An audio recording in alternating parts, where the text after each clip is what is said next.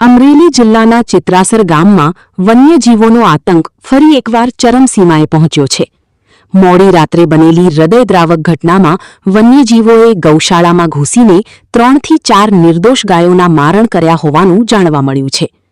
આ ઘટનાને પગલે ગામમાં ભય અને રોષનું વાતાવરણ ફેલાઈ ગયું છે.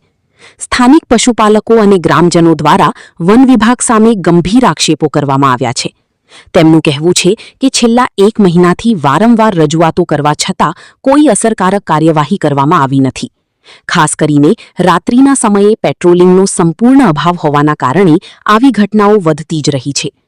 ગ્રામજનોનું વધુમાં કહેવું છે કે જવાબદાર અધિકારીઓનું વલણ પણ ઉદાસીન અને અહંકારભર્યું છે, જેના કારણે લોકોમાં અસંતોષ વધી રહ્યો છે.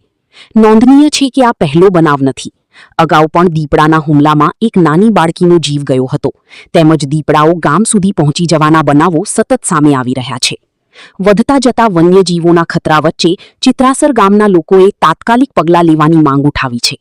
ખાસ કરીને રાત્રિના 11 વાગ્યાથી સવારે 5 વાગ્યા સુધી સઘન પેટ્રોલિંગ શરૂ કરવા અને ગામજનો તથા પશુઓની સુરક્ષા માટે કડક કાર્યવાહી કરવાની માંગ કરવામાં આવી છે.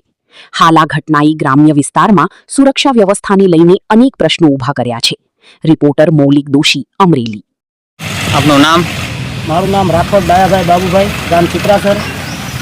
આજે રાત્રે 3 થી 4 વાગ્યાના ગાળામાં આજે 2-3 સિંહને લગભગ આ ગૌશાળાની અંદર 3 થી 4 ગાયોને મારી છે. તો આ ગૌશાળાવાળાએ લગભગ 1 મહિનો દિવસ આવું બધો પ્રયત્ન કરે છે. વન વિભાગને ઘણી વખત મૌખિક જાણ કરેલી છે, પણ કોઈ લગભગ એની એક્શન લીધી નથી. બરાબર. તો વન વિભાગને મારી એક વિનંતી છે કે થોડીક આમાં ધ્યાન દે, કેમ કે વારંવાર આવું થયું છે. ચિત્રાસરની અંદર લગભગ કેટલાય કિસ્સાઓ બનેલા છે. એટલા માટે મારી એક વિનંતી છે કે ચિત્રાસરની અંદર થોડી ઘણી ધ્યાન દે, અથવા તો એકાદો એનો એક પ્રાઇવેટ માણસ મેં કે જે રાતે 11 થી લઈને સવારે 5 વાગ્યા સુધી એટલામાં પેટ્રોલિંગ કરે. એવું ક્યારેય અમે લગભગ જોયું નથી કે રાત્રે કોઈ પેટ્રોલિંગમાં આવતું હોય. બરાબર. તો વન વિભાગને મારી આવી વિનંતી છે કે થોડું ઘણું આમાં ધ્યાન દે. આપનું નામ? વાઘેલા વિમજીભાઈ બાલાભાઈ, ગામ ચિત્રાસર. હું અહીંયા બજરંગ દળના પ્રમુખ તરીકે છેલ્લા 2 વર્ષથી ફરજ બજાવું છું. આજ રોજ રાત્રે 3 વાગ્યાની આસપાસ અમારા ગામ ચિત્રાસરની અંદર જે અમે બજરંગ દળ દ્વારા જે ગૌશાળા બનાવવામાં આવેલી છે, ત્યાં ગૌશાળાની અંદર જે રેઢિયાર માલ ગામના છે તેને અમે સેવા કરીએ છીએ અને તેમને અમે નિરણ ને એવું બધું નાખીએ છીએ અને ઘાસચારો ને એવું બધું નાખીએ છીએ.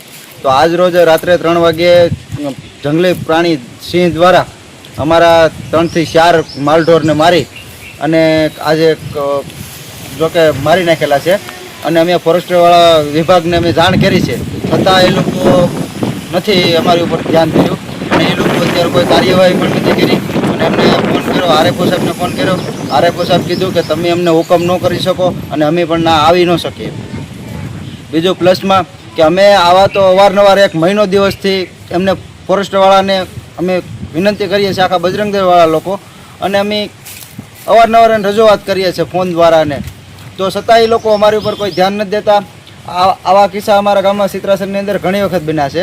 આજથી વર્ષ દિવસ પહેલાં એક અમારા ગામની અંદર એક નાની બાળકીને દીપડા દ્વારા ફાડી ખાધેલી હતી.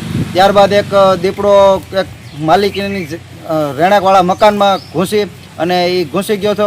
પછી ત્યારબાદ થોડાક દિવસ પહેલાં એક દીપડો અમારા ગામમાં જ્યારે નિશાળે નાના બાળકોને પણ કવરાવતો.